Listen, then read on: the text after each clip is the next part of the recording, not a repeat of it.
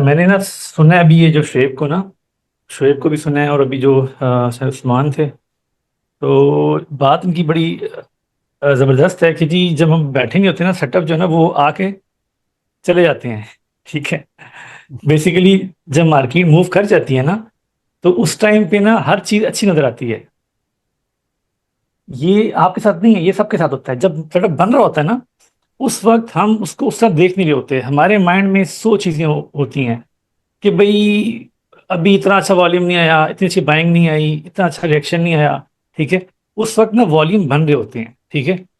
तो जब वॉल्यूम बन रहे होते हैं, उसके बाद जो अगले वॉल्यूम बनते हैं ना आगे, ठीक है, एक्टिविटी के बाद, तो फिर वहां पे कंपैरिजन करना बड़ा इजी हो जाता है कि यार ये तो बड़े लो वॉल्यूम पे मार्केट ऊपर जा रही है, पीछे वो बाइंग आई हुई थी।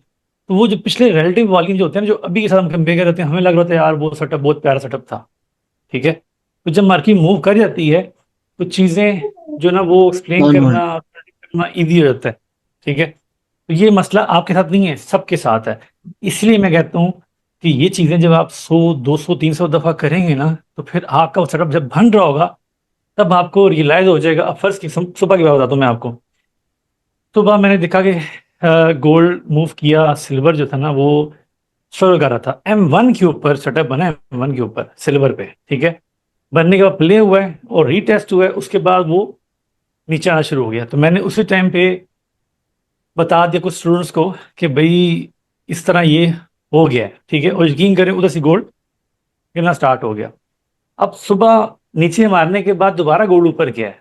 ऊपर जाने के बाद आप एक चीज नोट करिए, बड़ी इंपॉर्टेंट बात बताने जा रहा हूँ मैं आपको, कि सिल्वर मोस्टली लीड कर रहा होता है गोल्ड को। अब नोट करें, गोल्ड जब हाई पे सबसे लास्ट मूव गया ना, ये वाला जो उसने किया है, जो 14-15 पे गया, आखिरी मूव गया इसका गोल्ड का। ठीक है। अब तब चेक करें सिल्वर को, वो नीचे था, वो ऑलरेडी नीचे था। जब गोल्ड ने 1515 मारा ना, 5415 मारा है आखिर में, बिल्कुल आखिर में, तो उस टाइम सिल्वर ऑलरेडी अपने हाई से 2-3 डॉलर नीचे था। ठीक है। तो एक टिप दे रहा हूं मैं आपको कि सिल्वर लीड करता है। ठीक है। अभी अब देखें सिल्वर अपने लोस के पास रुका हुआ है, और अगर 85 से नीचे क्लोजिंग दे दी इसने, तो गोल्ड साहब फिर कहाँ आ जाएंगे? गोल्ड साहब आ जाएंगे जी, एक मिनट रुकें, गोल्ड चले जाएंगे जी, गोल्ड साहब चले जाएंगे 5160 से डाउन। ठीक है। 5160 से डाउन चला गया ना, तो वो जो सारे लोग ऊपर फंस गए ना, आज सुबह आज फंस गए हैं, तो वो कुछ अभी और फंसेंगे। मैं बता रहा था कि सिल्वर लीड करता है ना। सही है। अभी भी देखें अगर कि सिल्वर अपने लोस के, अभी कहाँ खड़ा है सिल्वर? सिल्वर है जी 87.20 पे है। ठीक है। अब नोट करें कि उसने कल के लो को तोड़ दिया है। ठीक है। और अभी भी लोस के पास ही है। ठीक है। गोल्ड जबकि 30 डॉलर 40 डॉलर ऊपर है अभी ना। तो अगर सिल्वर ने 85 इंच क्लोजिंग दे दी ना, तो समझ लें गोल्ड भी फिर 5160 की तरफ चला जाएगा। और वहां पे चला गया अगर, तो फिर मेरा नहीं ख्याल कि जी गोल्ड साहब दोबारा ऊपर जाएंगे। हाँ, रेंज करके यहाँ पे मजीद डिस्ट्रीब्यूशन करके फिर नीचे की तरफ ही इनकी डायरेक्शन जाएगी।